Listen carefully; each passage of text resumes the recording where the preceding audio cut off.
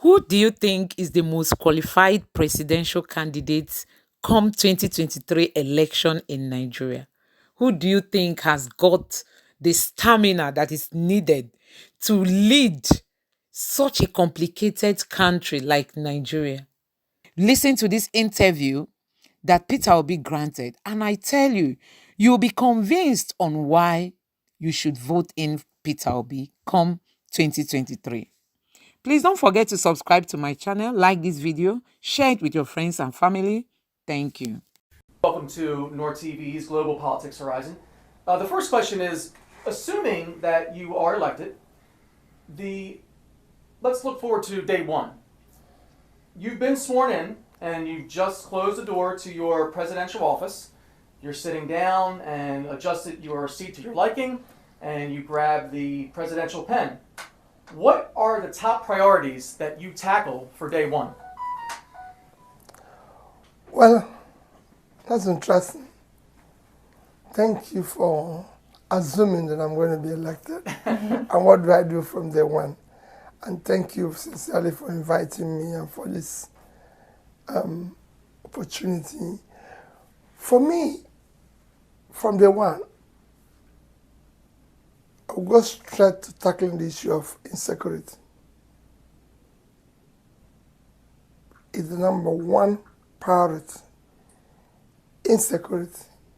But we be said with a lot of other problems which needs to be tackled simultaneously. But on top of that list is insecurity. So I also want to jump into another question here, and I want to make sure I get this exactly right, so pardon my glance down.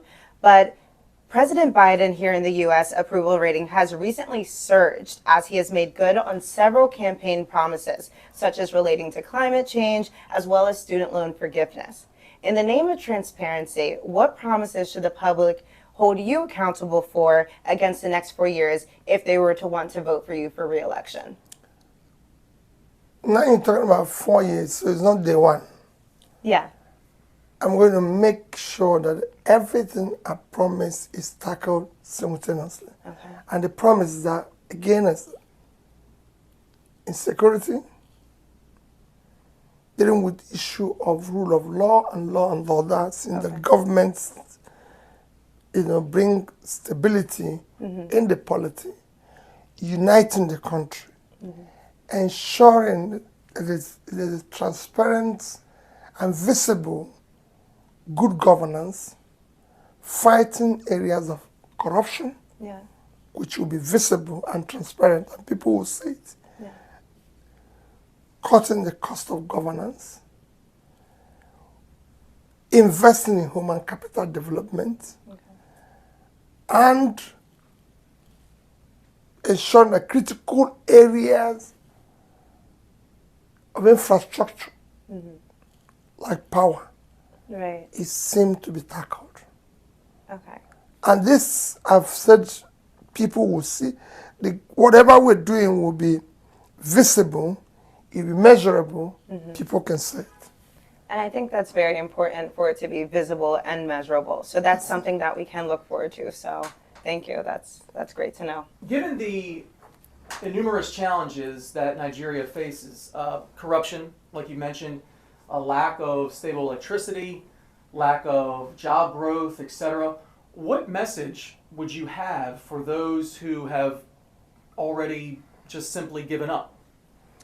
Well, like it's happened in every other nation, what we're going through now have happened in other nations. What it requires is just leadership. If we have a competent leadership with character and capacity, you start trying to pull the country out of all this. There's nothing difficult in saying, hey, today we're generating 4,000 megawatts of electricity, that we're going to move it in 4 years, in 5 years, from 4,000 to at least 10,000. It was a rocket science. We'll do it, people will see it, people will feel it. We're going to deal with the issue of corruption. It's something that is, I preach it every day. If the leader is not corrupt, his family and those around him are not, you reduce it by 70%. And whoever is doing it knows that he's going to face the law. So if you're caught in it, no question, nobody's above the law. And you start doing this. You see, when you start doing the right things, issue of what is even mentioned, job creation, if you tackle the intangible assets of insecurity, which is number one, deal with the issue of rule of law, law and order, invest in human capital development, you're going to start attracting people to come and invest local first, your diaspora, then foreigners. So also, anytime the question is asked, essentially, everyone always affirms that they believe in a more inclusive government. However, we've seen time and time again, whether it has to do with gender, ethnic group, physical ability, that action isn't necessarily taken. In your, if you were to be elected, what specific pledges can we hold you accountable for regarding to this subject? What it means inclusiveness, for me, it is about, I said it before, about competence and capability. As governor of the state, of one of the states in Nigeria, I had, for example, more women working for me than men. Okay. Because they were competent. Right. So it's not a question of, it's not something that you're entitled to. Right. You know, it's not an entitlement. Right. It is the question of, are you qualified? Absolutely. You know, we have to be qualified to work, because I need to engage and work with people who are qualified, who are competent, who have the capacity to do the job they're given. It's almost an exclusive consumption economy, and it's important to transition to production. And what specific industries would you be focusing on for that? That's what I've always preached, and I want to move the country from consumption to production. And when you talk about production, it is a whole vast thing.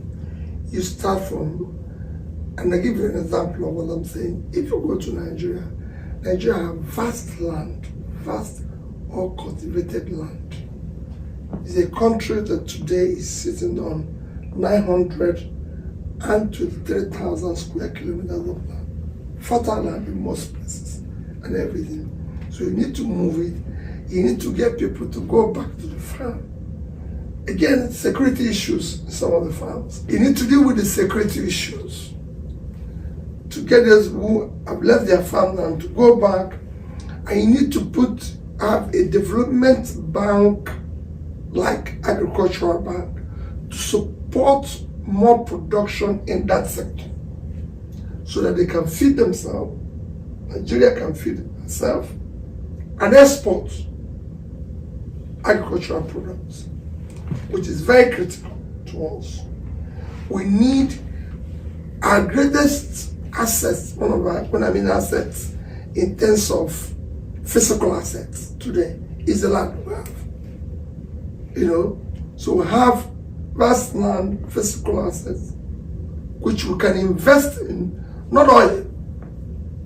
The land can give, if we manage it more effectively, it can give us more money than oil. But today we're dependent on oil. I mean, if oil had not saved Venezuela, we have 10 times more oil reserve than we have. It won't save us. And oil is a diminishing asset. Even in America, yeah. Texas is not the biggest state, it's California. When you talk about two things, land, agriculture, and knowledge. And the same thing for us. We can drive this through process. We can drive agriculture, we can drive knowledge. That's instead of production. As I said, I will invest in agriculture, I will invest in knowledge. Again, the more you generate, transmit, and distribute more power, the more people go into manufacturing of finished goods. So these are specific areas that will help to create jobs, to everything, and that's what we need to do. Okay, so it sounds like subsistence farming and self-sustaining first, and then. Of course, no. It's not just subsistence.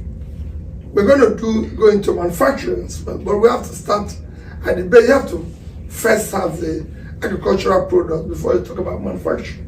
So we're going to run everything simple, but we must be productive. It's a country of 200 million people. Like I said, we have vast land, we have the population, and we have youthful population that are very energetic, and I can tell you, have the capacity to change the world.